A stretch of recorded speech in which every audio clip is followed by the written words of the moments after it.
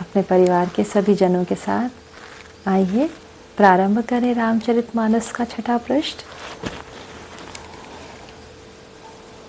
सजग होकर बैठेंगे, गहरी श्वास लेंगे, स्मरण करेंगे अपने गुरु का, अपने भगवान का, अपने माता पिता का और उन्हें प्रणाम करेंगे।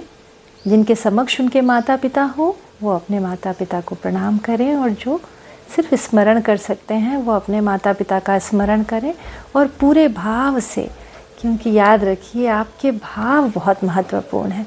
हम यहाँ सिर्फ पढ़ नहीं रहे हैं, हम अपने भाव अपने ईश्वर तक पहुँचाने का प्रयास कर रहे हैं। यह रामचरितमानस तुलसीदास जी ने अपने सारे भाव ही व्यक्त किए हैं। तो आइए आज हम सब प्रारंभ करते हैं। सठ सुधरहि सतसंगति पाई, पारस परस कुथाद सुहाई। विधि बस सुजन कुसंगत परहि, फनि मनि सम निज गुण अनुसरहि। कहते हैं सभी सत्संगति में जाकर दुष्ट भी सुधर जाते हैं।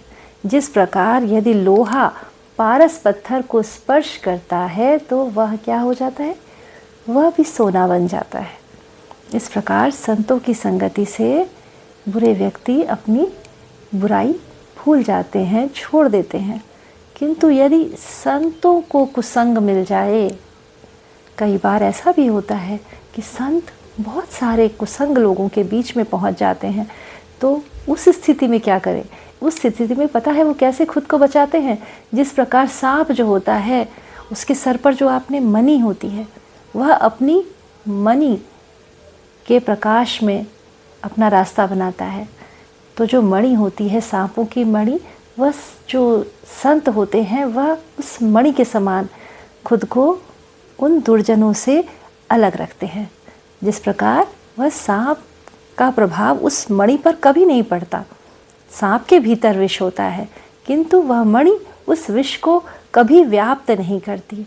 इसी प्रकार जो संत होते हैं वह भी दुष्टों के स्वभाव को अपने भीतर कभी धारण नहीं करते और उनके मध्य भी वैसे ही रहते हैं जैसे कि कोई मणि रहती है।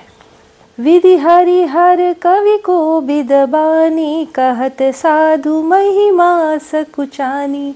सोमो सन कही जात न कैसे, साक बनिक मणि गुण गण जैसे।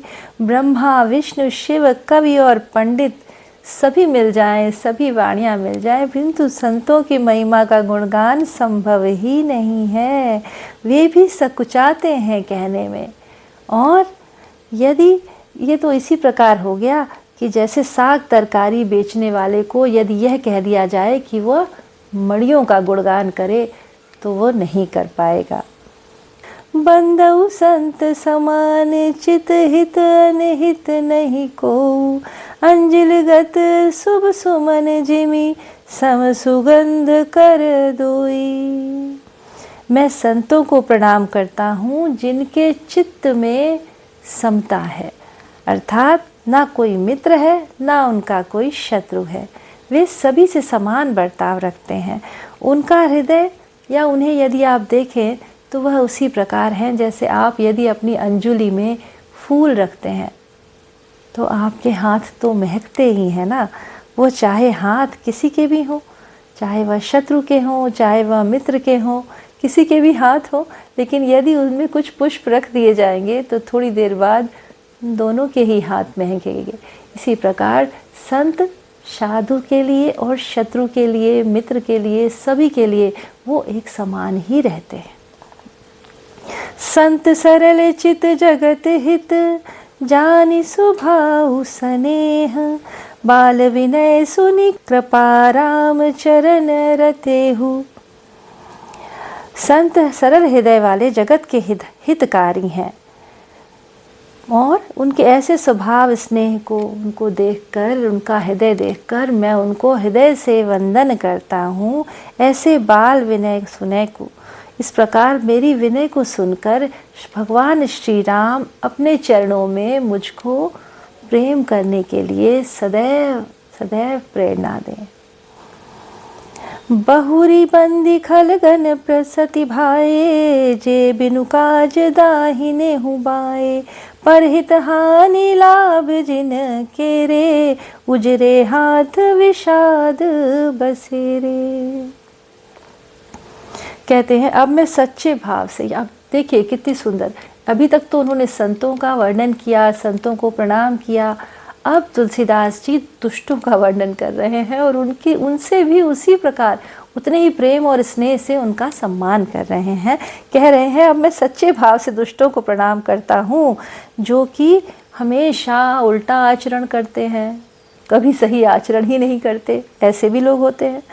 पुरुषों का हानि करना, दूसरों के अड़चने लगाना, दूसरों को दुख देना ही उनका सबसे मूल स्वभाव होता है कि भाई उनको दुख देना ही देना है।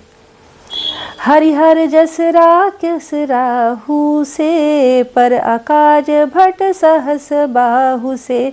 जे पर दोष लखई सहसाखी, पर हित घृत जिनके मन माखी। जो हरि और हर के यश के, पूर्णिमा के चंद्रमा के लिए राहु के समान है। जहाँ कहीं भगवान का वर्णन होता है, भगवान का गुणगान होता है, वहाँ जिस प्रकार राहु पहुँचता है, उसी प्रकार वो दुष्ट लोग भी पहुँचते हैं और उसमें बाधा डालते ही डालते हैं। दूसरों की बुराई करना उनका स्वभाव होता है। और जिस प्रकार दूध में मक्खी गिरती है ना, जिस प्रकार अच्छी कोई चीज़ रखी हो और मक्खी आकर उसको तुरंत गिर के ख़राब कर देती है, इसी प्रकार दुष्ट लोग भी होते हैं जो दूसरों का जीवन, भले ही उनकी जान चली जाए, किंतु वो अपना काम करने से नहीं चूकते हैं। राम राम।